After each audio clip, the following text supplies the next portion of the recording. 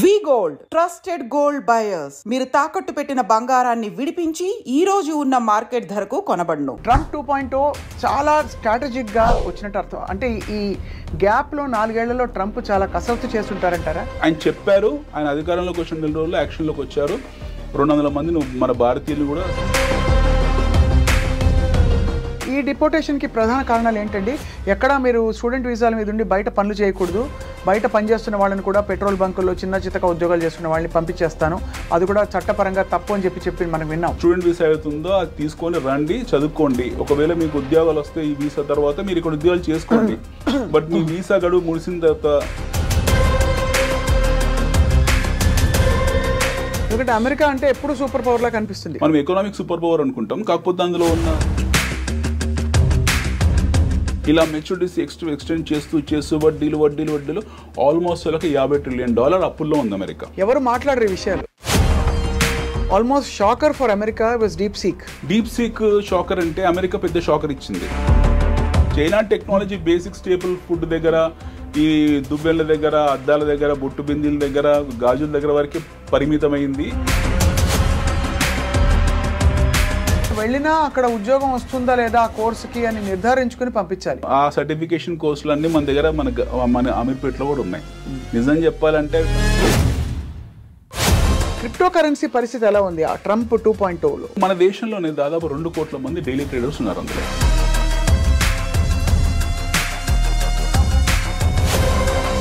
అలాంటి సూసైడ్స్ ప్రపంచవ్యాప్తంగా చాలా ఎక్కువ ఉన్నాయి.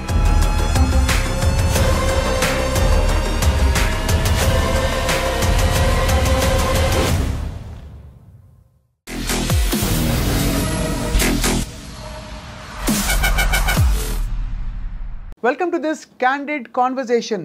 ట్రంప్ 2.0 విధానాలు అందరినీ, అంటే ప్రపంచవ్యాప్తంగా విశ్లేషకుల్ని, సామాన్యులని, మేధావుల్ని అందరినీ కూడా అబ్బురపరుస్తున్న విధంగా ఉన్నాయి. ట్రంప్ మొదటి టర్మ్లో వచ్చినప్పుడు కొంచెం తిక్క విధానాలతో ఈ ప్రెసిడెంట్ ఏం చేయబోతున్నారు అనుకుంటున్న సమయంలో రెండోసారి రావడం ధూమ్ ధమాకాతో వచ్చి అమెరికాని సురక్షితం చేయడానికి, అమెరికాని మరింత సంపన్నం చేయడానికి, మేక్ అమెరికా గ్రేట్ అగైన్ అనే నినాదంతో ప్రపంచం మీద ఆయన అనేక రకాల టారిఫ్స్తో పాటు ఆంక్షలు విధిస్తున్నారు. భారతదేశం ఎలా ఎఫెక్ట్ కాబోతోంది ఈ అంశాలపై మాట్లాడబోతున్నాం. ఫైనలీ అంతా పైసామే పరమాత్మ హే. మనతో పాటు ఫైనాన్షియల్ అనలిస్ట్ అండ్ ప్రపంచ ట్రెండ్స్ అన్నింటినీ గమనిస్తూ ఉన్న సుపరిచితులు అనిల్ వరగంటి గారితో మాట్లాడబోతున్నాం. అనిల్ గారు నమస్కారం. సో ట్రంప్ 2.0 చాలా స్ట్రాటజిక్గా వచ్చినట్టు అర్థం. అంటే ఈ గ్యాప్లో 4 ఏళ్లలో ట్రంప్ చాలా కసరత్తు చేస్తుంటారంటారా? ఎగ్జాక్ట్లీ. ఏమైందంటే మనకు ట్రంప్ 1.0లో ట్రంప్ మొదటిసారి రాష్ట్రపతి అయినప్పుడు, ప్రెసిడెంట్ అయినప్పుడు హీ వాజ్ వెరీ క్లియర్. మనం ఇందాక అనుకున్న కొంచెం అబ్స్ట్రాక్ట్గా బిహేవ్ చేశారు అన్నది ఇప్పుడు అది రూపకల్పన దాలుస్తుంది. So he was not observed actually at the first instance. ఆయన ఎందుకు మెక్సికో గోడ కడతానన్నారు, ఎందుకు టారిఫ్ విధిస్తానన్నారని మొదట్లో దుష్ప్రచారం జరిగింది ట్రంప్ మీద. తర్వాత బైడెన్ అధికారంలోకి వచ్చారు, ఆయన అధ్యక్షుడు అయ్యారు. Then what happened is complete liberalised economy లాగా అయిపోయింది అమెరికా పూర్తి స్థాయిలో. మీకు ఇల్లీగల్ ఇమిగ్రెంట్స్ అనే వాళ్ళు విచ్చడుగా వచ్చేసారు. అంటే మన భారతదేశం నుంచి వెళ్తున్న విద్యార్థులను దృష్టిలో పెట్టుకోకూడదు. వీళ్ళంతా పాపం చదువుకోవడానికి వెళ్తున్న పిల్లలు. బట్ ఇల్లీగల్ ఇమిగ్రేషన్ అనేది వాళ్ళకు కింది నుంచి వస్తుంది, లాటిన్ అమెరికా కంట్రీస్ నుంచి వస్తుంది. ఎస్పెషల్లీ ఇది లాటిన్ అమెరికన్ కంట్రీస్లో ఏవైతే కార్టెల్స్ ఉంటాయో, మన కొలంబియా నుంచి, కింద బ్రెజిల్ నుంచి, అర్జెంటీనా నుంచి, మెక్సికో నుండి, గౌటిమేలా నుంచి, ఇలాంటి దేశాల్లోంచి వాళ్ళకు డ్రగ్ కార్టెల్స్ వెళ్తున్నాయి అమెరికాకు. ప్రతి ఏటా దాదాపు మీకు 2-2.5 లక్షల మంది ఈ డ్రగ్స్ తీసుకొని, LSD ఇంజెక్షన్స్ తీసుకొని చనిపోతున్నారు అమెరికాలో. అంత తీవ్రతరం అయిపోయింది. అందులో సెలబ్రిటీస్ ఇన్వాల్వ్ కావడము, సామాన్య ప్రజలు ఇన్వాల్వ్ కావడము, విద్యార్థులు ఇన్వాల్వ్ కావడము, ఇదొక పెను భూతంలాగా పిశాచాలం తయారైపోయింది. సో బైడెన్ అడ్మినిస్ట్రేషన్లో ఏం జరిగిందని అంటే, ఆయన చూడనట్టు ఒక టిపికల్ ఓట్ బ్యాంక్ రాజ్యంలో నడిచింది. మనం ఇండియాలో అనుకుంటాం కదా ఓట్ బ్యాంక్ పాలిటిక్స్ అని. ఈ ఓట్ బ్యాంక్ పాలిటిక్స్ లాగానే 2 దేశాలు మన పరంపరను కొనసాగించారు. ఒకటి కెనడా, ఇంకొకటి అమెరికా. కెనడాలో కూడా సేమ్ ఇలాంటి వేర్పాటువాద వెళ్తున్నారు ఖలిస్తానీ, సో అక్కడ వెళ్ళి వాళ్ళు చట్టసభల్లోకి వెళ్ళడము, వాళ్ళు భారతదేశానికి వ్యతిరేకంగా మాట్లాడడం ఇవన్నీ చేస్తున్నారు అక్కడ కెనడాలో. జస్టిన్ ట్రూడో ఎవరైతే ఉన్నారో మొన్నదాకా ప్రధానమంత్రి, దిగిపోయిన ప్రధానమంత్రి, అలాంటి విధానం మనకు అమెరికాలో కనపడింది. దానివల్ల ఏమైందనంటే అమెరికన్ ఫోకస్ పూర్తి స్థాయిలో, బైడెన్ అడ్మినిస్ట్రేషన్ ఫోకస్ పూర్తి స్థాయిలో ఇల్లీగల్ ఇమ్మిగ్రెంట్స్ని విస్మరించడము కంప్లీట్గా, ఆయన యుద్ధాల మీద ఎక్కువ ఖర్చు పెట్టడము, పూర్తి స్థాయిలో వాళ్ళు మిడిల్ ఈస్ట్లో జరుగుతున్న యుద్ధాల మీద, ఇజ్రాయెల్ మీద, ఇరాన్ మీద ఆయన ఫోకస్ ఎక్కువ ఉండడము. At the same time Russia Ukraine అక్కడ జరుగుతున్న వార్కు ఆయన విపరీతంగా ఆర్మరీ సప్లై చేయడము, ఉక్రెయిన్కు జెలెన్స్కీకి ఫైనాన్షియల్ సపోర్ట్ చేయడము, దాదాపు $200 బిలియన్ ట్యాక్స్ పేస్ మనీ పంపించారు ఆయన. ఎట్ ది సేమ్ టైం ఇక్కడ నుంచి వస్తున్న ఇల్లీగల్ ఇమిగ్రెంట్స్ ఎవరైతే ఉన్నారో వాళ్ళ మీద ఎలాంటి కట్టుబాటు లేకపోవడం, ఇలాంటి కఠిన చర్యలు లేకపోవడము. క్లుప్తంగా చెప్పాలంటే ఊరికి ఉపకారం, ఇంటికి అపకారం సో అనే చందంగా ట్రంప్ అయితే పరిగణించారు. సో దీన్ని అమెరికన్స్ కూడా దే వాంట్ సమ్ ఒక టార్చ్ బేరర్ కావాలి మాట్లాడడానికి. ట్రంప్ మళ్ళీ 2.0లో అలాగే వచ్చారు ఆయన. అవును, మాగాని తీసుకొచ్చారు, make America great again. So ఆయన నినాదమే నేషనలిస్ట్ నినాదం, అమెరికా ఫస్ట్. ఆ నినాదంతో ఆయన ఎన్నికల ప్రచారంలో వెళ్ళింది కూడా క్లియర్గా, మేము విదేశీ సుంకాలు పెంచుతాము, టారిఫ్స్ విధిస్తాము ఒకటి. రెండోది అనవసరమైన యుద్ధాల జోలికి వెళ్ళము, మేము ఖర్చులు తగ్గించుకుంటాం యుద్ధాల మీద. ఈ వీళ్ళు ఉక్రెయిన్ వాళ్ళకి ఇస్తున్న డబ్బులు కానివ్వండి, లేకపోతే మిడిల్ ఈస్ట్లో పెడుతున్న డబ్బులు కానివ్వండి, ఆర్మీ బేసెస్ కానివ్వండి, రకరకాల రెజిమెంట్స్ ఉన్న ప్రాంతాల మీద మేము డబ్బులు ఖర్చు పెట్టాము. తర్వాత మా దేశంలోకి పనామా కెనాల్ ద్వారా వస్తున్న ఎస్పెషల్లీ ఇది లాటిన్ అమెరికన్స్ ఎవరైతే ఉన్నారో పేరు వాళ్ళందరూ వస్తున్నారు, వాళ్ళ ద్వారా మా ప్రజలు ఇబ్బందులు పడుతున్నారు. ఇదివరకు అన్నట్టు గోడ ఎలా కడతానో ఈసారి భయంకరంగా ఫెన్సింగ్ కడతాను పూర్తి స్థాయిలో, and I'm going to deport all the illegal immigrants అని ఆయన చెప్పారు. ఆయన అధికారంలోకి వచ్చిన 2 రోజుల్లో యాక్షన్లోకి వచ్చారు. 200 మందిని మన భారతీయులు కూడా C-17 యుద్ధ విమానంలో పంపించేశారు. అది సో 18,000 పీపుల్ అఫీషియల్గా మనం చెప్తున్నాం భారతదేశం నుంచి వీసాలు ఉన్న వాళ్ళు. I'm talking about people are getting deported from US, especially Indians. These guys have got visas, but his prime target is those people who doesn't have any visas. Correct. అసలు వీసాలని illegal immigrants మీద. So ఈ deportation కి ప్రధాన కారణాలు ఏంటండి? ఎక్కడ మీరు student వీసాల మీద ఉండి బయట పనులు చేయకూడదు, బయట పనిచేస్తున్న వాళ్ళని కూడా పెట్రోల్ బంకుల్లో చిన్న చితక ఉద్యోగాలు చేసుకున్న వాళ్ళని పంపించేస్తాను, అది కూడా చట్టపరంగా తప్పు అని చెప్పి మనం విన్నాం. అవును. సో దీనికి కారణాలు ఏంటండి? దీనికి కారణాలు ఏంటంటే అమెరికాలో నిరుద్యోగం పెరిగిపోతుంది. అమెరికాలో చాలా స్లమ్స్ పెరిగిపోయాయి. ఇప్పుడు అమెరికా మనం ఊహించుకున్నట్టు, మన సినిమాలో చూసినట్టు హాలీవుడ్ అమెరికా ఒక రకంగా ఉంటుంది, స్లమ్ అమెరికా ఒక రకంగా ఉంటుంది. అమెరికాలో ప్లెంటీ ఆఫ్ స్లమ్స్ ఉన్నాయి, అక్కడ ఆకలి చావులు ఉన్నాయి అమెరికాలో. అక్కడ కూడా నిత్యావసర వస్తువుల కోసం ఇన్ఫ్లేషన్ పెరిగిపోతుంది, ధరలు పెరిగిపోతున్నాయి, అక్కడ వడ్డీ రేట్లు పెంచుకుంటూ వెళ్తుంది ఫెడ్. రకరకాల సమస్యలు వాళ్ళకు కూడా ఉన్నాయి. ఎందుకంటే అమెరికా వేలు కాలు పెట్టని దేశం అంటే భూమి మీద ఏమీ లేదు. ఖండాంతరాల్లో ప్రతి ఖండంలో వెళ్ళి వాళ్ళ ఫుట్ ప్రింట్స్ ఉంటాయి. సో వాళ్ళు డొమెస్టికల్గా పెట్టాల్సిన ఖర్చులతో కూడా ఇంటర్నేషనల్గా పెడుతున్నారు. అవన్నీ యుద్ధాల మీద, రకరకాల ఖర్చుల మీద వాళ్ళు ఏదో సేవాభావంతో అన్నట్టు అన్నింటిలో జియో పాలిటిక్స్లో ఇన్వాల్వ్ అవుతున్నారు. ఎట్ ది సేమ్ టైం వాళ్ళ డొమెస్టిక్ ప్రాబ్లమ్స్ రోజు రోజు పెరుగుకుంటూ పోతున్నాయి. సో నిరుద్యోగం పెరుగుకుంటూ పోతుంది. So what Trump is saying that మీరు లీగల్గా రండి, right, you become a citizen legally. మీరు లీగల్గా వచ్చి చదువుకోండి మా దేశంలో, we don't have any issues. మీకు ఇచ్చే స్టూడెంట్ వీసా అవుతుందో అది తీసుకొని రండి, చదువుకోండి. ఒకవేళ మీకు ఉద్యోగాలు వస్తే ఈ వీసా తర్వాత మీరు ఇక్కడ ఉద్యోగాలు చేసుకోండి, బట్ మీ వీసా గడువు ముగిసిన తర్వాత పీరియడ్ అయిపోయిన తర్వాత మీరు ఉండకూడదు, మీరు మీ దేశానికి వెళ్ళిపోవాలి, రైట్ అని ఆయన క్లియర్ స్టాండ్ తీసుకున్నారు. మన దేశంలో కూడా మనం చూస్తే even if you take in India, ఇప్పుడు we're talking about 1 crore illegal immigrants in US. వాళ్ళు అంటే గ్రేప్ వైన్ ఏం జరుగుతుందని అంటే అమెరికాలో దాదాపు 1 కోటి మంది ఇల్లీగల్ ఇమిగ్రెంట్స్ ఉన్నారు. అందులో దాదాపు 70-80 లక్షల మంది లాటిన్ అమెరికా నుంచి వచ్చారు, ఆల్మోస్ట్ 40 లక్షల మంది మెక్సికో నుంచి ఉన్నారు అని వాళ్ళు ఒక ఫిగర్ చెప్పుకున్నారు. మన దేశం నుంచి 6-7 lakhs ఏదో ఇల్లీగల్ ఇమిగ్రెంట్స్ ఉన్న స్టూడెంట్ వీసా మీదని ఒక ఫిగర్ అవుతుంది, ఒక అంచనా ఉంది. 18,000 మన ప్రభుత్వం చెప్పింది, 80,000 వాళ్ళు ఎట్లా డిపాజిట్ చేస్తారు. ఆ మిగిలిన 5-6 lakhs మెంబర్స్కి ఒకవేళ ఉద్యోగాలు వచ్చి సెటిల్ అయిపోతే వెల్ అండ్ ఫైన్, లేకపోతే వాళ్ళు కూడా డిపోర్ట్ అవుతారు. ఫస్ట్ థింగ్, మన దేశంలో తీసుకున్నా కూడా వీ హ్యావ్ ఆల్మోస్ట్ ఆన్ రికార్డ్స్లో ఏమీ లేవు. దాదాపు 2-2.5 కోట్ల మంది బంగ్లాదేశ్ నుంచి, మయన్మార్ నుంచి ఇండియాలో ఉన్నారు ఇల్లీగల్ ఇమిగ్రెంట్స్. ఇప్పుడు మన విద్యార్థులు అమెరికాకి వెళ్ళే వాళ్ళు కనీసం వీసాలు ఉన్నాయి, బట్ ఎలాంటి వీసాలు లేకుండా మన దేశంలోకి చాలామంది వచ్చారు, ఎస్పెషల్లీ ఫ్రమ్ బంగ్లాదేశ్ నుండి, మయన్మార్ నుండి మన దేశంలోకి వచ్చారు. ఫర్ దట్ మ్యాటర్ మన హైదరాబాద్లోని కొన్ని వేల మందో లక్షల మందో ఉండుంటారు.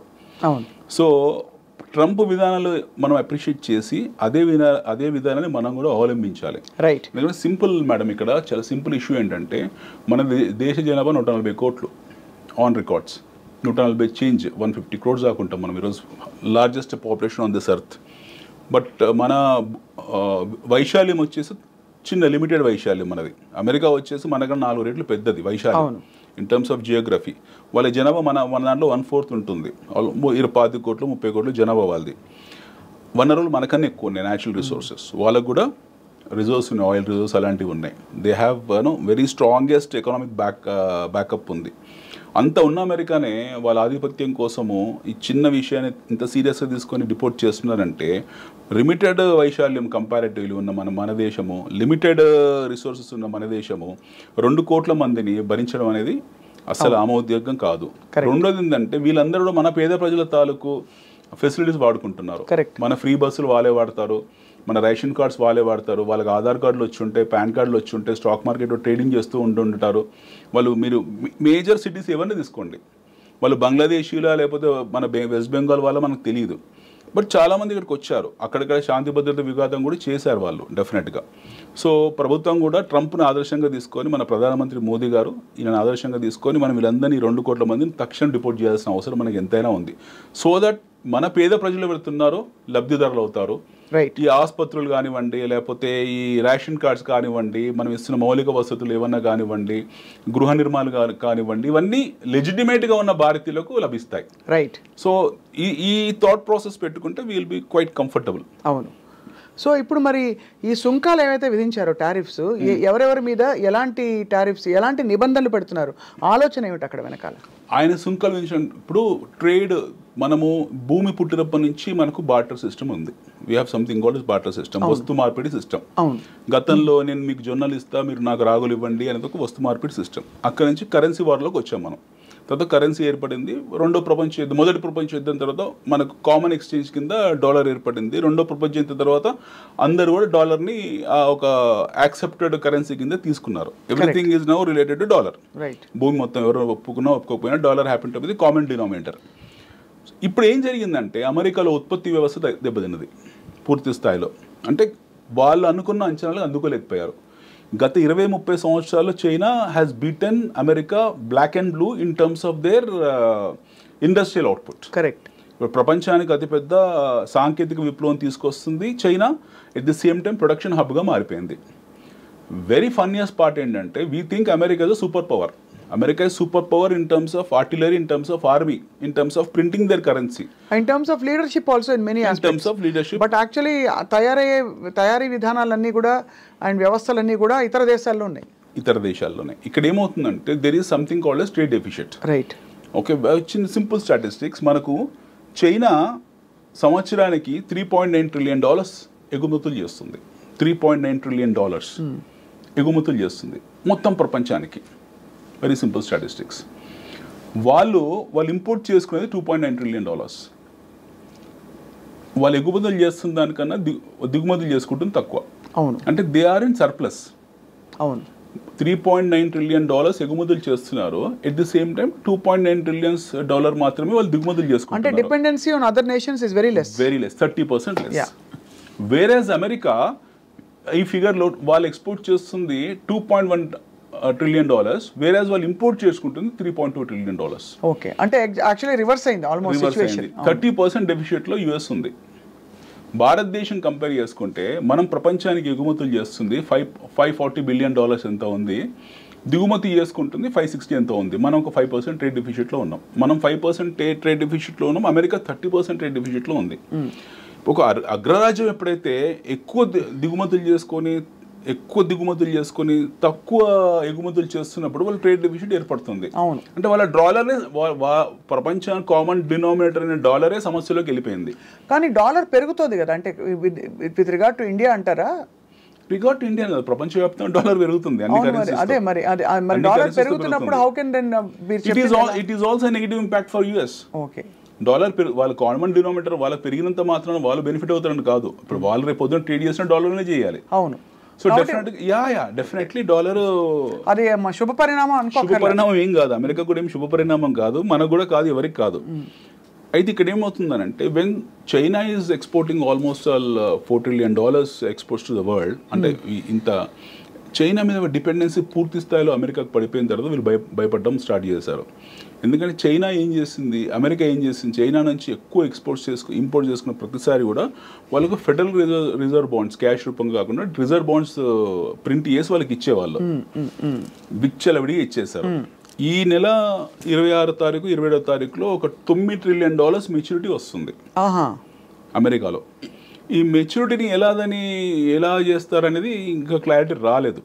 We don't know how they are going to clear it off. Mostly extend చేస్తారు దాన్ని.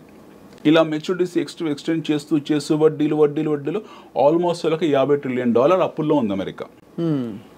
$50 ట్రిలియన్ వాళ్ళ ఎకానమీ కన్నా వాళ్ళ జీడిపి కన్నా ఎవరు మాట్లాడరు ఈ విషయాలు, ఎవరు మాట్లాడరు. Nobody speaks. ఎందుకంటే అమెరికా అంటే ఎప్పుడు సూపర్ పవర్ లా కనిపిస్తుంది. ఆర్మీ సూపర్ పవర్ కదా యాక్చువల్లీ. అమెరికా అనేది ఆర్మీ సూపర్ పవర్. కరెక్ట్. మనం ఎకనామిక్ సూపర్ పవర్ అనుకుంటాం. కాకపోతే అందులో ఉన్న హాలోస్ ఏవైతే ఉన్నాయో, అందులో ఉండే నెగిటివ్స్ ఏవైతే ఉన్నాయో దాన్ని చర్చించారు. ఎందుకంటే అమెరికా ఎప్పుడైనా సరే ఏదైనా సమస్య రాగానే వాళ్ళు ఆర్మ్ ట్యూస్ చేసేస్తారు.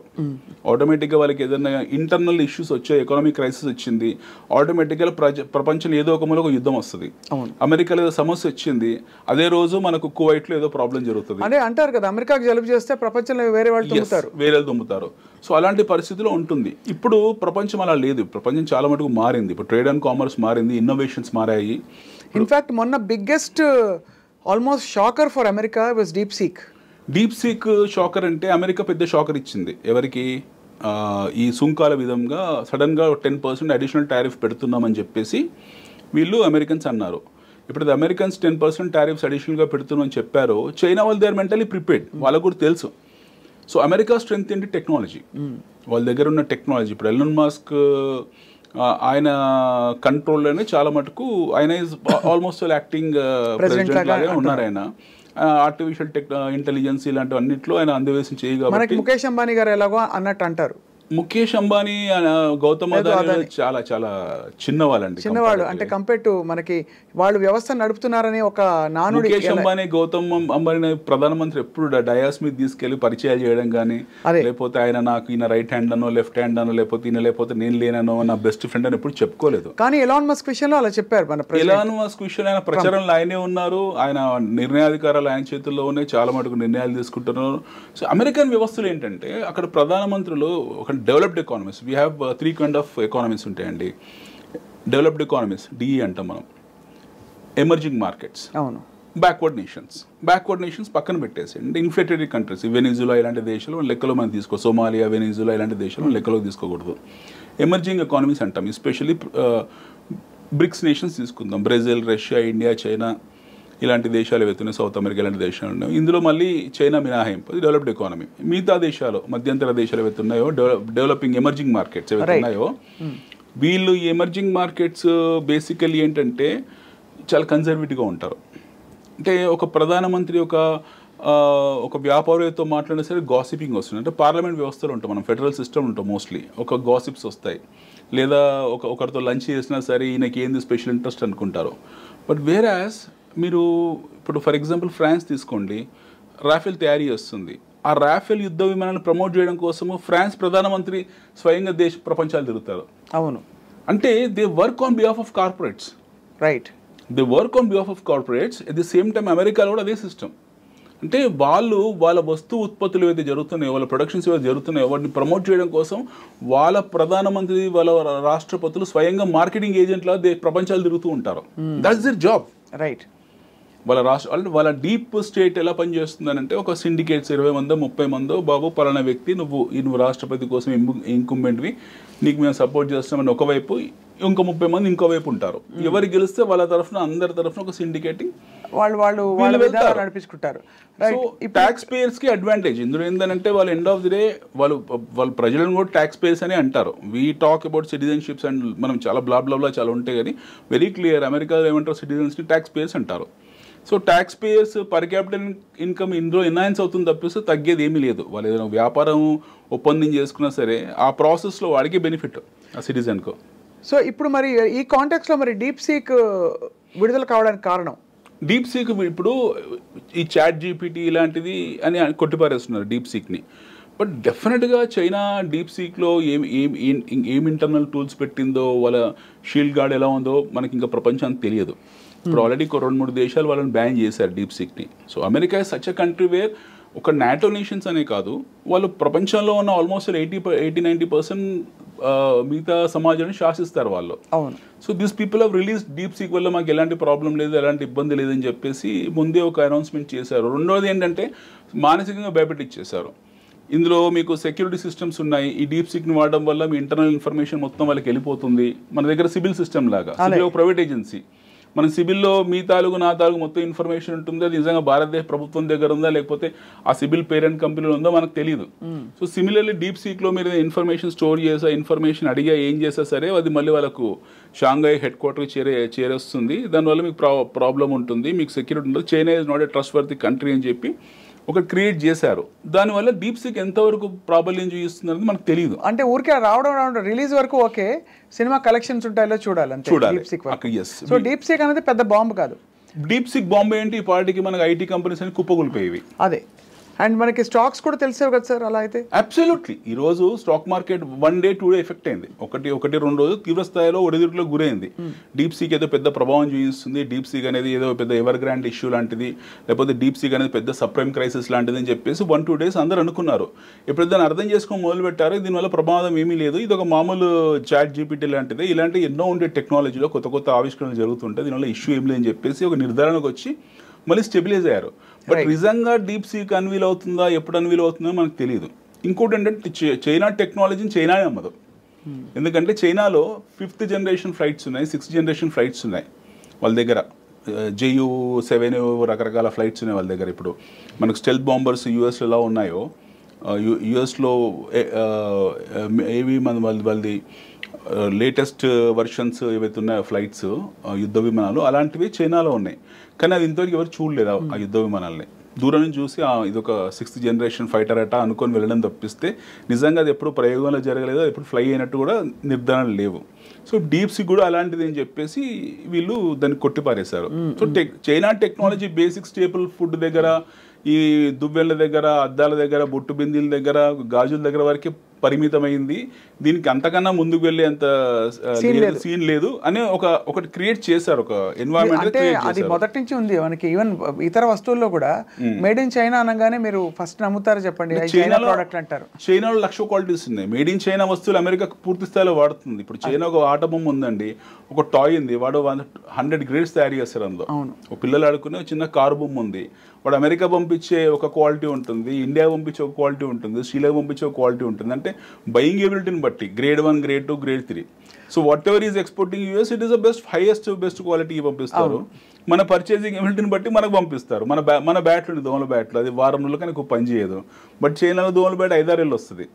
So China produces according to market conditions, they produce the equipment according to the market demand. So వాళ్ళ పర్చేసింగ్ ఎబిలిటీని బట్టి వస్తూ ఉంటుంది. మనం మంచి బట్టలు, బ్రాండెడ్ బట్టలు కావాలంటే ఎక్కువ డబ్బులు పెట్టాలి, అదే బట్టలు మనకు తక్కువ రేట్లో కావాలంటే తక్కువ క్వాలిటీలో కొనుక్కోవాలి. అవును. So China is definitely a threat in terms of economic affairs. China is a very strong country. So ఇప్పుడు ఈ సుంకాలు విధించడం అందరినీ మళ్ళీ తన ఆధిపత్యం చాటుకోవడానికి అమెరికా మళ్ళీ టు రెస్టోర్ అమెరికా ఆధిపత్యం చాటుకోవడం కన్నా కూడా వాళ్ళు స్టెబిలైజ్ చేసుకునే ప్రయత్నం చేస్తున్నారు. అంటే ఒక డిస్టెబిలైజ్ అయిన పరిస్థితిలో ఉన్నట్టు గ్రహించుకున్నారు. వాళ్ళు ఒక 30% ట్రేడ్ డెఫిసిట్ లో ఉన్నారు. 30% ట్రేడ్ డెఫిసిట్ జోక్ కాదు. మనం 5% ట్రేడ్ డెఫిసిట్ కి మన ఇన్ఫ్లేషన్ ఎక్కడికి వెళ్ళిపోయింది. ఇమాజిన్, ఇది వినడానికి కూడా చాలా విచిత్రంగా ఉంటుంది. అమెరికా లాంటి దేశము చైనా మీద పూర్తి స్థాయి, చైనా అనేది అన్ని దేశాల మీద పూర్తి స్థాయిగా డిపెండ్ అయిపోయి, అంత పెద్ద దేశం, అంత అగ్రరాజ్యము 30% ట్రేడ్ డెఫిసిట్లో ఉంది. మరి ఏ రంగాలలో వాళ్ళు అక్కడ విస్తరింపజేస్తారు మేక్ ఇన్ అమెరికా కింద? ఇప్పుడు వాళ్ళు చెప్పింది ఏంటి, మీరు మా దేశంలో ఏ వ్యాపారం చేసుకోవాలనుకున్నా సరే మా దగ్గర ఇండస్ట్రీ పెట్టండి. They have come to like our, మన స్థాయికి వచ్చేసారు, ఇప్పుడు భారతదేశ స్థాయికి వచ్చేసారు. They are inviting people to come and set up industry. Yeah please. So వాళ్ళకి basically healthy immigration they are encouraging. They very simply saying, professionals ఎవరైతే ఉంటారో లేదా మంచి స్టూడెంట్స్ ఎవరైతే ఉంటారో, you please come to our country. Right. మీరు మా దగ్గర చదువుకోండి, వ్యాపారాలు చేయండి, ఉద్యోగాలు చేయండి, but come in a legitimate వే. అదే మీరు అన్ని డ్యూ డిలిజెన్స్ అన్ని ఆ బ్యారికేడ్స్ అన్ని పాస్ అయ్యి పద్ధతి ప్రకారం రండి మా దేశంలోకి. అంతే తప్పిస్తే వీసా గడువు ముడిచిన తర్వాత మా దగ్గర ఉండిపోయి పెట్రోల్ బంక్లో పనిచేస్తా, హోటల్లో వెయిటర్గా పనిచేస్తే కుదరదు. ఎందుకంటే ఎండ్ ఆఫ్ ది డే మళ్ళీ మేము భరించాలి. అదే మీ మీ మీ తాలూకు ఖర్చుల్ని, మీ తాలూకు రవాణా సౌకర్యాలని, మీ తాలూకు సబ్సిడీస్ మేము భరించాల్సి ఉంటుంది మా ట్యాక్స్ పేయర్స్. అందుకే దయచేసి మీ దేశాలకు వెళ్ళండి అయ్యా బాబు. ఒకవేళ మీరు మీ వల్ల మాకు ఉపయోగం ఉందనుకుంటే మేమే మీకు అధికృతం చేస్తాం, మీరు అక్కడ ఉండొచ్చు. So they are very clear. They want only useful people who will build the economy. Absolutely. They want skill craftsmanship. కావాల్సింది నైపుణ్యం ఉన్న వనరులే తప్పిస్తే అనవసరంగా అక్కడ వెళ్ళి మేము డిపెండ్ అయిపోతా, పారాసైట్ లాగా ఉండిపోతా, పరాణ జీవులు అయిపోతుంటే వద్దని కుదరదు, మీరు మాకు ఓట్ బ్యాంక్ వద్దని చెప్పేసి వాళ్ళు క్లియర్ డిసిషన్ తీసుకున్నారు విషయం. మీరు మామూలుగా ఇన్వెస్ట్మెంట్స్ గురించి అన్ని మాట్లాడుతుంటారు అనిల్ గారు. క్రిప్టో కరెన్సీ పరిస్థితి ఎలా ఉంది ట్రంప్ 2.0లో? మీరు క్రిప్టో అంటే మీరు ఏం అర్థం చేసుకుంటున్నారు? క్రిప్టో కరెన్సీ అంటే జనరలీ అంటే ఇట్స్ లైక్ ఎనీ అదర్ ఇన్వెస్ట్మెంటే, కానీ దానికి ఏంటంటే మనకి దాని అప్స్ అండ్ డౌన్స్ ఇతర స్టాక్స్ ఉన్నట్టు మెజరబుల్ కాదు. It is at much larger level అనిపిస్తుంది. మీరు చెప్పండి. మీరు చెప్తే ఆశ్చర్యపోతారు. మన భూమి మీద మొత్తం 205 కంట్రీస్ ఉన్నాయి. మనకు 180 కరెన్సీస్ ఉన్నాయి. వీ హ్యావ్ 180 రిజిస్టర్డ్ కరెన్సీస్, అంటే నోటిఫైడ్ కరెన్సీస్, ఆమోదించబడ్డ కరెన్సీలో. అందులో ట్రేడ్లో ఉన్నాయి, అంటే క్వాంటమ్ ట్రేడింగ్లో ఉన్నాయి ఒక 8 to 9 కరెన్సీస్ ఉంటాయి. ఆ 8 to 9లో మనం లేము, రూపీ లేదు. డాలర్ ఉంది, పౌండ్ ఉంది, పౌండ్ స్టెర్లింగ్ ఉంది, American dollar, UK pound sterling ఉంది, యువాన్ ఉంది, ఎన్ ఉంది, ఇలాంటివి కొన్ని ఉన్నాయి. ఈవెన్ దినార్ కూడా ఉంది, రూబుల్ కూడా ఉంది. ఈ మధ్యలో మనం కూడా వచ్చాం లేటెస్ట్గా 7th, 8th, 9th ర్యాంక్లో ఉన్నాం మనం కూడా ఈ కామన్ ఎక్స్చేంజ్ డినోమినేటర్లో. But whereas digital currency model 1983, 84లో ఎప్పుడైతే సృష్టించారో క్రిప్టో కరెన్సీ, ఇది చాలా చిన్న స్టడీస్ చెప్తుంది, ఆశ్చర్యపోతారు వినడానికి కూడా. ఈరోజు ప్రపంచవ్యాప్తంగా ఆల్మోస్ట్ 11,200, 11,300 క్రిప్టో కరెన్సీస్ ఉన్నాయి. మీరు కూడా తయారు చేయొచ్చు క్రిప్టో కరెన్సీ. ఓ ల్యాప్టాప్ కూర్చొని మీ మైండ్లో దోచింది కూర్చొని ఒక 5-6 గంటలు మీరు మంచి ఇంటలెక్చువల్ అయ్యి ఉంటే, ఓ వారం రోజులు 10 రోజులు కూర్చొని ఉంటే మీరు ఒక క్రిప్టో కరెన్సీ తయారు చేయొచ్చు. Cryptocurrency can be manufactured or made or created by anybody. Right. There are 11,500 cryptocurrencies which are registered, and I mean which are there in this world. So what drives the fluctuations? అయితే ఏమైందంటే when crypto as a digital currency 1980sలో దాన్ని సృష్టించారు. 1983 or 84 ఆ టైంలో దాన్ని crypto currency సృష్టించారు. అప్పటికి మనకి ఇంటర్నెట్ వ్యవస్థ అనేది ఇంత విస్తృతంగా లేదు. సో అది యాక్టివ్ కావడానికి 1995, 96, 97లో యాక్టివ్ అయింది. ఫస్ట్ మొదటి క్రిప్టో కరెన్సీ వచ్చేసి బిట్ కాయిన్. దాన్ని తయారు చేసింది అమెరికన్ అనుకుంటా. బట్ ఒక జపానీస్ పర్సన్ ఏం చేశాడు, దానికి ఒక మోడల్ క్రియేట్ చేసి క్రిప్టో కరెన్సీ మోడల్ క్రియేట్ చేసి చైన్ బ్లాక్ సిస్టంలో పెట్టి దాన్ని మైనింగ్ అంటారు. ఇది కొంచెం అర్థం చేసుకోవాలి వాట్ ఈజ్ మైనింగ్ అని. సో ఈ క్రిప్టో కరెన్సీని అతను మోడిఫై చేసి దాన్ని చైన్ బ్లాక్ సిస్టంలో పెట్టాడు. ప్రపంచవ్యాప్తంగా అప్పటికి క్రిప్టో గురించి ఐడియా లేదు. 2010లో అనుకుంటా, సమ్వేర్ ఇన్ 2010 బిట్ కాయిన్ 10 బిట్ కాయిన్లకు 2 పిజ్జాలు కొన్నారు. 10 బిట్ కాయిన్లకు 2 పిజ్జాలు కొన్నారు. 2 pizzas for 10 bitcoins. 2012 or 2014కు bitcoin went up to $2,000, $3,000 వెళ్ళింది. 2014కు $20,000 అయిపోయింది. 2016, 17, 18, 19 ఆ పీరియడ్కు ఇట్ వెంట్ అప్ టు $70,000 అయిపోయింది. ఇప్పుడు ప్రపంచవ్యాప్తంగా ఒక 1 million ప్లస్ సర్క్యులేషన్స్లో ఉన్నాయి బిట్ కాయిన్స్. ఒక 11-12 లక్షలు బిట్ కాయిన్స్, 11 లక్షలు అనుకుంటే ప్రిసైజ్లీ సర్క్యులేషన్స్లో ఉన్నాయి. ఈ బిట్ కాయిన్ గురించి మాట్లాడుకున్నాం కాసేపు. Digital currency or alternative currency whatsoever. So ఈ బిట్ కాయిన్ కూడా ఎక్స్చేంజెస్ ఉన్నాయి.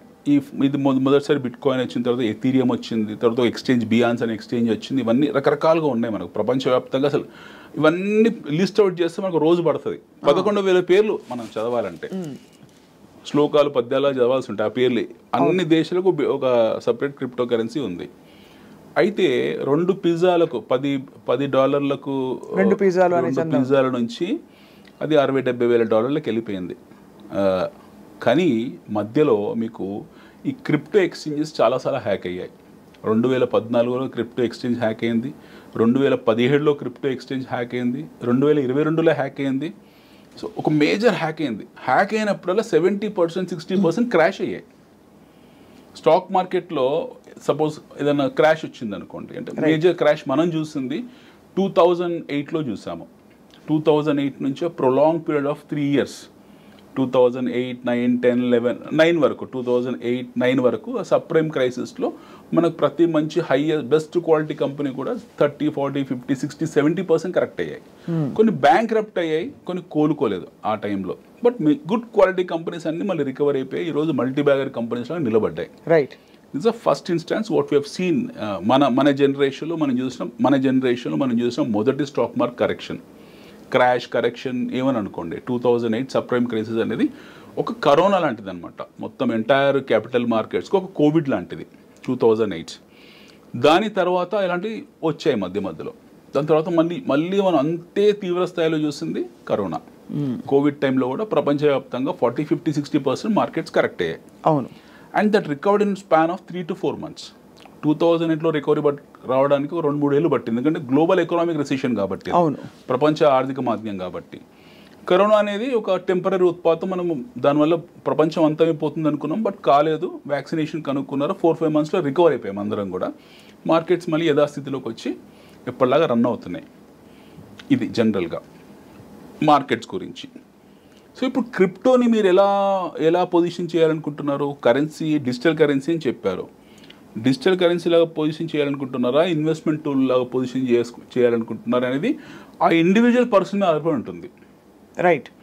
That is the description of the individual person how you want to position. So crypto overall క్రిప్టోలో బిట్ కాయిన్ కావచ్చు, ఏమైనా కావచ్చు, మీకు మన దేశంలోనే దాదాపు 2 కోట్ల మంది డైలీ ట్రేడర్స్ ఉన్నారు. అందులో there are about 2 crore people who trade every day crypto, especially bitcoin and ethereum. ఈ రెండిట్లో ట్రేడ్ చేసే వాళ్ళు ఉన్నారు. సో స్టాక్ మార్కెట్లో క్రాష్ అయినప్పుడు స్పేస్ ఇస్తుంది మీకు.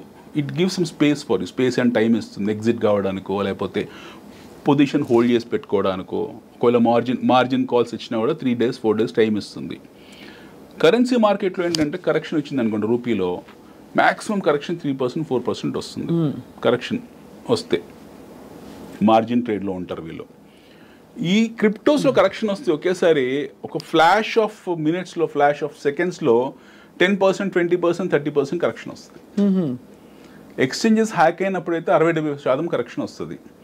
ఈ ట్రేడర్స్ ఎవరైతే ఉంటారో, ఎస్పెషల్ ట్రేడింగ్ చేసేవాళ్ళు ఈ ప్లాట్ఫామ్ మీద, వీళ్ళు కరెన్సీ లాగే ట్రేడ్ చేస్తారు. వీళ్ళకి మార్జిన్ ఇస్తారు. మీరు 1,00,000 ఇవ్వండి, మీకు 10 లక్షలు ఇస్తానని ఆ మార్జిన్ ట్రేడ్ మీద ఆ బ్రోకర్స్ ఎవరైతే ఉంటారో, లేదా వీళ్ళే మార్జిన్ తీసుకొని ట్రేడింగ్ చేస్తూ ఉంటారు ఈ ఆల్టర్నేటివ్ కరెన్సీస్లో. క్రాష్ అయినప్పుడు వీడు అసలు పోతుంది, మార్జిన్ పోతుంది, ప్లస్ వీల్ బికమ్ బ్యాంక్రప్ట్. అలాంటి సూసైడ్స్ ప్రపంచవ్యాప్తంగా చాలా ఎక్కువ ఉన్నాయి.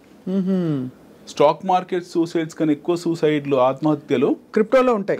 ఎందుకంటే ర్యాపిడ్గా, డ్రాస్టిక్గా అవుతాయి. వాలటాలిటీ అనేది చాలా తీవ్ర స్థాయిగా ఉంటుంది. అవును. అంటే విత్ ఇన్ సెకండ్స్. కరెన్సీ అంత వాలటైల్గా ఉండదు. క్రిప్టో ఉన్నంత వాలటాలిటీ మీకు కరెన్సీలో ఉండదు. Currency there is something called S VIX, volatility index అనేది ఉంటుంది మనకు. స్టాక్ మార్కెట్ వేరియబుల్ అనమాట అది. మనం మార్కెట్ ఎలా స్టేబుల్గా ఉంది, విక్స్ అనేది ఒకటి ఉంటుంది మనకు. క్రిప్టో విక్స్ అవుతుందో ఇది అప్ అండ్ డౌన్, అంటే దీన్ని ఒక ఈసీజీ లాగా కొడుతుంటుంది గ్రాఫ్. అవును. సో ఇందులోకి ట్రేడింగ్ చేసేవాళ్ళు చాలా పులిబోన్లో తలబెట్టినట్టు అనమాట. బాగా ఆకలి ఉన్న పులిబోన్లో తలబెట్టినట్టు. వస్తే వాళ్ళకి డబ్బులు వచ్చేవాళ్ళు ఉన్నారు, టెక్నికల్ అనాలిసిస్ చేసుకొని సంపాదించే వాళ్ళు ఉన్నారు, అదే స్థాయిలో పోగొట్టుకునే వాళ్ళు ఉన్నారు. ఈరోజు నేను మాట్లాడిన వాళ్ళందరిలో అప్పట్లో 3 లక్షలు వచ్చాయి, కాకపోతే ఈ మధ్యలో 10 లక్షలు పోయాయి. ఈరోజు 10 లక్షలు వచ్చాయని సంతోషపడి తెల్లారే నేను 10 లక్షలు వచ్చాయి, ఈరోజు 4 లక్షలు పోయిన వాళ్ళు. బట్ నెట్ అది మనం ఎలా పొజిషన్ చేయాలి, అది ఇన్వెస్ట్మెంట్ టూల్లా పొజిషన్ చేయాలంటే చేసుకోవచ్చు. When you by 1 bit coin, suppose $10 bit coin కొన్నారు, అది $3 వచ్చింది, అప్పుడు కొనుక్కొని యావరేజ్ చేసుకుంటే మీకు యావరేజ్ ప్రైస్ తక్కువ ఉంటుంది, పెరిగినప్పుడు అమ్ముకోవచ్చు, లేదా ఇన్వెస్ట్మెంట్లో వదిలేసుకోవచ్చు 5 ఏళ్ళకో 10 ఏళ్ళకో. అలా చాలామంది ఉన్నారు ప్రపంచవ్యాప్తంగా. పీపుల్ హూ బాట్ ఇన్ 2011, 13, 14 వాళ్ళు హోల్డ్ చేసి పెట్టుకున్నారు, ఫస్ట్ మూవర్స్. ఈ మధ్యకాలంలో 2020 తర్వాత క్రిప్టో గురించి ఎప్పుడైతే చాలా హడావిడి జరుగుతుందో, people have become complete exorbitant traders. ఎక్స్టెంపోర్ట్ ట్రేడర్స్ అయిపోయారు. అంటే పొద్దున్న రేస్తే రాత్రి వరకు మనకు క్రిప్టో ట్రేడింగ్ గురించి టీవీలో మాట్లాడడము, బిజినెస్ ఛానల్స్లో మాట్లాడడం, పేపర్లో మాట్లాడడము, వాట్సాప్ గ్రూప్లో మాట్లాడడం, ఈవెన్ పల్లెటూళ్ళల్లో హౌస్ వైఫ్స్ కూడా క్రిప్టో గురించి మాట్లాడుతున్నారు, క్రిప్టో ట్రేడింగ్ గురించి. సో ఈ విషయవలయంలో తెలుసో తెలుకో చాలా మంది ఇరుక్కుపోయారు. But they have to be very cautious. వాళ్ళు చాలా జుడిషియస్గా ఉండాలి. పెరుగుతుంది, ఆల్మోస్ట్ లైక్ గ్యాంబ్లింగ్ లాగే ఇంచుమించు. గ్యాంబ్లింగ్ స్పేస్ ఉంటుంది మీకు. You have space in gambling. Right. Gambling psychrometric analysis ఉంటుంది, ఎదుటోడు వేసే ట్రిక్స్ మనకు తెలిసిపోతాయి. ఇప్పుడు గ్యామ్లింగ్ ఆడేవాళ్ళు 4, 5, 10 మంది ఉంటారు క్యాసినోలో, 20 మందో 30 మందో ఉంటారు మ్యాక్సిమం. మనకి 20-30 మంది స్టడీ చేసే ఉంటుంది. When you are playing in exchanges, right, ప్రపంచవ్యాప్తంగా చైనీస్ ఉంటాడు, రష్యన్ ఉంటాడు, అమెరికన్ ఉంటాడు, జెకోస్లోవేకియన్ ఉంటాడు, కెనడియన్ ఉంటాడు, ఎవరెవరో ఉంటారు, నైజీరియా ఉంటారు. You don't know who are they, and they have bucks also, and you have large cartels involve అయి ఉంటారు అందులో. So crypto is going to there forever. Crypto ఎప్పటికీ ఉంటుంది భూమి మీద, కానీ చాలా జాగ్రత్తగా బడాబాబుల చేతిలో అది ప్రస్తుతం. అలా అని కూడా చెప్పలేం మేడం. ఇప్పుడు అందులో క్రిప్టోలో చిన్న బాబులు బడాబాబులు అయిపోయారు, తర్వాత బడాబాబులు ట్రేడింగ్ చేసి చిన్న బాబులు అయిపోయారు. So people who were holding this currency for last 13-14 years consistent hold చేసిన వాళ్ళు బిలియనీర్స్ అయ్యారు. మనం ఇందాక అనుకున్నాం కదా, 2 పిజ్జాలకు ఇంత వచ్చేది ఈ రోజు ఇంత వస్తుందని. అవునవును. సో ఇప్పుడు ఈ స్థాయిలో క్రిప్టో కొనుక్కొని ఇన్వెస్ట్మెంట్ లా పెట్టుకోవడం అనేది ఐ డోంట్ నో, వాళ్ళ డిస్క్రిప్షన్ అది శ్రేయస్కరమా కాదా అనేది మనకు తెలియదు. ఇప్పుడు అంత ultimately it boils down to America విధానాలు ఎలా ఉన్నా కూడా భారతదేశానికి ఏమిటి, ఇండివిజువల్గా మనకేమిటి అంటే మీరు ఏం సలహా ఇస్తారు? మనకి ఏమి ప్రాబ్లం లేదు మేడం, మనం నాన్ ఐలాండ్, ఏ విధమైన మనకి ఏ ప్రాబ్లం ఎప్పుడు ఉండదు. ఎందుకంటే మన టాలెంట్ ఎప్పుడు అలాగే ఉంటుంది, మనకి డిమాండ్ అలాగే భారతదేశానికి అలాగే ఉంటుంది ఎప్పటికీ. We're one of the finest quality people on this earth when it comes to keeping mouth shut in other countries. వేరే దేశాలకు వెళ్తే తలదించుకొని పని చేసుకునే వాళ్ళు మనం. మ్యాక్సిమం ఏం చేస్తారు మన వాళ్ళు, ఆ డాలాస్ వీధుల్లో, లాస్ ఏంజల్స్ వీధుల్లో ఏ మంచి మూవీ వస్తే ఊరేగింపులు చేసుకొని మా హీరో అని కొట్టేసుకుంటారు తప్పిస్తే అంతగానే బియాండ్ మనం చేయలేము. అంతే. ఆ చట్టసభల్లో వెళ్ళేంత స్పోక్స్మెన్షిప్ కానివ్వండి, లేకపోతే అవి మనకు లేవు. అంటే భారతీయ ఆరిజిన్ లో ఉన్న వాళ్ళు కమలా హారిస్ గారు అంతవరకు వెళ్ళారు కదా దాదాపు. వెరీ అంటే అలాగే కొంతమంది రిపబ్లికన్స్ లో కూడా కొంతమంది చూసాం. వెరీ ఫ్యూ పీపుల్, ఎంత పర్సెంటేజ్ ఆఫ్ పీపుల్ ఉంటారు భారతీయులు అమెరికాలో? చాలా తక్కువ పర్సెంటేజ్ ఆఫ్ పీపుల్. అదే ప్యాషనెట్ గా వెళ్ళిన వాళ్ళు ఉంటారేమో తప్పిస్తే, ఇప్పుడు వివేక రామస్వామి ఇలాంటి వాళ్ళు 2-3 ఉంటారే తప్పిస్తే మీకు అంతగా ప్రభావితం చేసే వ్యక్తులు మనం కాము. మనం బినైన్ గా ఉంటాం, హెల్ప్ఫుల్ గా ఉంటాం. We're nice people, we're respected people. మనం నిజాయితీగా ఉంటాం. పరదేశంలో ఉన్నప్పుడు మనం ఇంకా జాగ్రత్త ఒళ్ళ దగ్గర పెట్టుకుని ఉంటాం. సో మనకు ఆ ప్రాబ్లం లేదు. We don't have any problem when it comes to our safety and security. ఒకటేంటంటే ఇక్కడ ఉన్న తల్లిదండ్రులు వెళుతున్నారు, ఫర్దర్ గా యూఎస్ పంపించాలనుకున్నప్పుడు జాగ్రత్తలు తీసుకోవాలి. అక్కడ వాడు నిజంగా వాడికి జాబ్ వస్తుంది, ఎందుకంటే 30-40-50 lakhs ఖర్చు పెట్టి వాళ్ళు విదేశాలు పంపిస్తున్నప్పుడు ఈ డిపోటేషన్స్ అన్ని దృష్టిలో పెట్టుకొని వాళ్ళు పంపించాల్సిన అవసరం ఉంది. చాలా జాగ్రత్తగా. అవును. This saga will continue. మీకు ఈ 4 years జరిగేది ఇదే. యుఎస్లో 4 ఏళ్ళు నేషనల్ ఇండియా ఫస్ట్ అని మనం ఎలా మాట్లాడుతున్నాం, వాళ్ళు అమెరికా ఫస్ట్ అని మాట్లాడుతున్నారు. కాబట్టి అంటే వెళ్ళినా అక్కడ ఉద్యోగం వస్తుందా లేదా ఆ కోర్సుకి అని నిర్ధారించుకుని పంపించాలి. యాక్చువల్గా అమెరికాలో మన యూనివర్సిటీస్ కన్నా ఏదో ఎంఐటీ లాంటి కొన్ని యూనివర్సిటీస్ పక్కన పెడితే మన ఎంఎస్ చదువుకోవడానికి వెళ్ళిన వాళ్ళు వారానికి 2 రోజులు 3 రోజులు 3 గంటలు 4 గంటలు చదువుతారు. ఆ ఎడ్యుకేషన్ సిస్టమ్, ఆ సర్టిఫికేషన్ కోర్సులు అన్నీ మన దగ్గర మన అమీర్పేటలో కూడా ఉన్నాయి. నిజం చెప్పాలంటే అవి టంగ్ క్లీనర్ లాంటి సర్టిఫికేట్లు అవి. సో వాటిని బేస్ చేసుకున్న వాళ్ళకి అక్కడ ఉద్యోగాలు వస్తే చెల్లుబాటు మోర్ ఇంపార్టెంట్. వాళ్ళకి అక్కడ చెల్లుబాటు ఉంది కాబట్టి సర్టిఫికేట్ చెల్లుబాటు ఉండి ఉద్యోగం వస్తే వెల్ అండ్ ఫైన్ మేడం. ఒకవేళ వాళ్ళకి ఆ సర్టిఫికేట్ ఉద్యోగం రాలేదు అనుకోండి, వాడు ఇండియాకి వచ్చాక మళ్ళీ వాడు బేసిక్ డిగ్రీ మీదే ఉంటుంది. నేను అమెరికాలో ఎంఎస్ చేశారంటే మన కంపెనీస్ యాక్సెప్ట్ చేయవు. ఎందుకంటే మన దగ్గర మన ఎంట్రీ బ్యారియర్స్ చాలా ఎక్కువ. అవును. యుఎస్ కన్నా ఎంట్రీ బ్యారియర్స్ ఇండియాలో ఎక్కువ. క్వాలిటీ కంట్రోల్ చాలా. ఎస్ వీ హ్యావ్ డూపాంట్ స్థాయి క్వాలిటీ కంట్రోల్ ఇన్ఫోసిస్ లో ఉంది, టీసీఎస్ లో ఉంది, కాగ్నిజెంట్ లో ఉంది, వైన్ట్రీలో ఉంది. We're companies are so strong when it comes to picking up man power. So in other words పిల్లల్ని ఇన్వెస్ట్ చేసి పంపించేటప్పుడు ఈ 4 ఏళ్ళు అయితే డెఫినెట్ గా ఆలోచించాలి. విధాన మార్పిడి. ఎందుకంటే ఇప్పుడు బర్త్ రైట్ సిటిజన్షిప్ కూడా ఎత్తేస్తామని అన్నారు. 19 ఫిబ్రవరి నుంచి అది అమల్లోకి వస్తున్నారు. అది ఎంతవరకు దానికి 22 రాష్ట్రాల్లో ఆమోదం లేదని కూడా తెలుస్తోంది. But never the less Trump has really strengthened the walls of America. He is trying to create a barricade. He's trying to create a barricade that you cannot just go and intrude. ఒకటి ఇల్లీగల్గా intrusion అనేది పూర్తి స్థాయిలో అతను ఆపేస్తున్నాడు. Panama కెనాల్ని కూడా తీసుకునే ప్రయత్నంలో ఉన్నారు. వాళ్ళ సిస్టర్ అంటే వాళ్ళు దే ఆర్ సో అంటే కొన్ని విధానాల్లో నిర్ణయాలు తీసుకున్నప్పుడు చాలా హార్ట్లెస్గా ఉండాల్సి వస్తుంది అంటారు కొన్ని విధానపరమైన నిర్ణయాలు. You take the example of Canada. Canada వాళ్ళ సిస్టర్ నేషన్ అంటారు అమెరికాకు, కెనడాకు. అలాంటి కెనడా మీదనే ట్రంప్ వెళ్ళి సుంకాలు విధించేశాడు. నిన్న రాత్రి మళ్ళీ రిట్రైవ్ చేశారు మొన్న రాత్రి. Otherwise he went and tax even Canada also. So he is not sparing any one. అంటే Americans is a representative of Americans. American deep state is not sparing any one.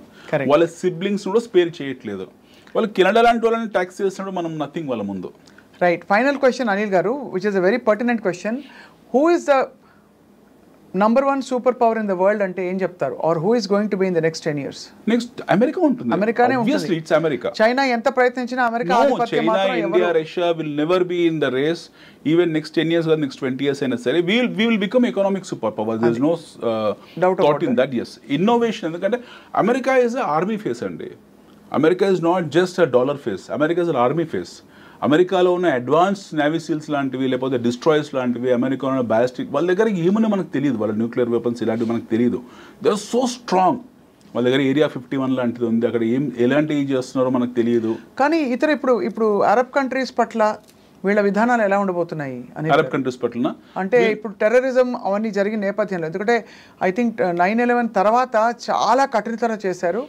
They really strengthened the protocol, security protocols మొదలుకొని ఇప్పుడు మళ్ళీ ఆ తర్వాత అటువంటి పెద్ద incident జరగకపోగా చిన్నవి చెదురుమెదురుగా, మొన్న ఒక ట్రక్ వెళ్ళి మీరు చూసే ఉంటారు, అతను డ్రైవ్ చేసుకుంటూ వెళ్ళిపోయి he declared that he was from the ISIS. If this will continue, if America ఈ విధానాలు కంటిన్యూ చేసుకుంటూ పోతే, ఈ టర్మ్ కాదు అంటే ఈ ట్రంప్ 4 ఇది సెకండ్ టర్మ్ 2.0 మనలాగా 3, 4, 5 టైమ్స్ ఉండదు వాళ్ళ దగ్గర, 2 సార్లు కాబట్టి తర్వాత వచ్చే వ్యక్తి ఎవరైతే ఉంటారో, నెక్స్ట్ ప్రెసిడెంట్ ఆఫ్ అమెరికా ఎవరైతే ఉంటారో, ఒకవేళ ఇదే విధానం కంటిన్యూ చేసుకుంటే ఒక 15-20 yearsలో దుబాయ్ మీకు ధారావి అవుతుంది. Dubai will become another Dharavi. Dubai is happened to be economic hub of the world at this point in time. Right. Okay, America is trying to shift everything to America. They are identifying these locations. వాళ్ళ locations identify చేసుకుంటున్నారు. Next 15 years 20 yearsకు ఎలా ఉండాలని ముందే plan చేశారు. వాళ్ళ ప్రణాళిక వాళ్ళకి కరెక్ట్గా ఉంది. Their oil dependency has come down drastically. వాళ్ళు ఇప్పుడు గల్ఫ్ దేశాలని ఆయిల్ డిపెండెన్సీ కోసం ఏం ప్రాకులాడట్లేదు. Now Trump has told that drill అని ఒక మాట అనేసాడు. We have enough fossil fuel reserves. Okay, వాళ్ళు ఏ స్థాయికి వెళ్ళిపోయారంటే ఇప్పుడు మొన్నటిదాకా గల్ఫ్ ఆఫ్ మెక్సికో అనేవాళ్ళు ఇప్పుడు గల్ఫ్ ఆఫ్ అమెరికా అనేస్తున్నాడు. పనామా కెనాల్ తీసేసుకుంటామంటున్నాడు. They are going to drill their own oil reserves. వాళ్ళ దగ్గర ఫాసిల్ ఫ్యూల్ ఉంది. వాళ్ళ ఆయిల్ రిజర్వ్స్ ఎప్పుడైతే వాళ్ళు డ్రిల్ చేసుకొని వాళ్ళ డొమెస్టిక్ కన్సంప్షన్ స్టోరీలో వాళ్ళ ఆయిల్ క్రూడ్ ఆయిల్ వాడుకోవడం మొదలు పెడతారో, ఆటోమేటిక్గా మీ గల్ఫ్ నేషన్స్ మీద డిపెండెన్స్ తగ్గిపోతుంది. వీళ్ళది ఈ గల్ఫ్ నేషన్స్ మీద వీళ్ళ దగ్గర ఏ ఇన్నోవేషన్ లేదు. మళ్ళీ వీళ్ళంతా ఇంపోర్ట్ డిపెండెంట్ నేషన్స్ ఇవన్నీ కూడా. వీళ్ళ దగ్గర ఉన్న బాండ్స్ ఏవైతే ఉన్నాయో, అమెరికన్ బాండ్స్ అవన్నీ చితుకాయల కింద మారిపోతాయి. Correct. They will be in deep trouble and they will definitely next 15-20 yearsలో they will focus on their economic hubs, they will focus on their business hubs. వాళ్ళు చాలా క్లియర్గా ఉన్నారు. అంటే when it comes to places like Dubai, Abu Dhabi ఇలాంటివన్నీ ఏవైతే ఉన్నాయో they economic corridors అయిపోయాయి. అంటే ప్రపంచంలో ఏ మీటింగ్స్ జరగాలన్నా సరే, ఇప్పుడు మనకు దావోస్ వెళ్ళి ఎలా జరుగుతుందో భవిష్యత్తులో దుబాయ్ కూడా అలా బిల్డ్ చేసి ఇంటర్నేషనల్ ట్రేడ్ సెంటర్ల తయారీలను ప్లాన్ చేశారు. అమెరికా వాటి మీద నీళ్లు పోస్తుంది గ్యారంటీగా. They going to burn it. ఆ ఆలస్యాన్ని బర్న్ చేస్తారు వాళ్ళు. ఖచ్చితంగా ఏం చేసినా సరే విత్ ఇన్ ది యుఎస్ ఆ రీజియంలో ఉన్న కంట్రీస్లోనే, లేకుంటే వాళ్ళ దేశంలోనే ఏర్పరుస్తారు. They make it centrified everything. అది they're going to make it vitrified rather. అంటే వాళ్ళ లేయర్లు అంతా స్ట్రాంగ్ చేసేసుకొని వాళ్ళు అక్కడనే పెట్టుకుంటారు. ఎందుకంటే now they are on trade deficit. ఇదంతా కవర్ చేయడానికి 3-4 years పడుతుంది. మళ్ళీ they have to become virtual super power, real super power. ఈలోగా మనకు రష్యా లాంటి దేశాలు ఉన్నాయి, చైనా లాంటి దేశాలు ఉన్నాయి, ఎమర్జింగ్ నేషన్ లైక్ ఇండియా లాంటివి ఉన్నాయి. మళ్ళీ ఇది థ్రెట్ కాకూడదు వాళ్ళకు. So these 3 countries should not become threat to America. So that they have to act like that. వచ్చే 10-15 సంవత్సరాలు వాళ్ళు అలాగే యాక్ట్ చేయాల్సి ఉంటుంది. నేషనలిస్ట్ అనేది ఒక ఫేస్ మాత్రమే. But end of the day వాళ్ళ డీప్ స్టేట్ థింకింగ్ ఏంటంటే వాళ్ళ ఆధిపత్యం, ఎస్, ఆర్థిక ఆధిపత్యం కూడా, ఆర్థిక ఆధిపత్యం, మిలిటరీ ఆధిపత్యం. మిలిటరీ ఎట్లా ఆధిపత్యం వాళ్ళది. అవును. సో ఆర్థిక ఆధిపత్యం ఫైనలీ వాళ్ళ డెస్టినేషన్ అనిపిస్తుంది. చాలా very interesting and very very informative session Anil గారు. సో ఈసారి తప్పకుండా మీతో మళ్ళీ మనం of course ultimately it boils down to మనం ఎలా అభివృద్ధి చెందాలి, ఆర్థికంగా ఎలా ఎదగాలని. సో ఈ అంశాలపై మనం దృష్టి పెడదాం నెక్స్ట్ సెషన్లో. Thank you so much. Thank you ma'am. Thank you.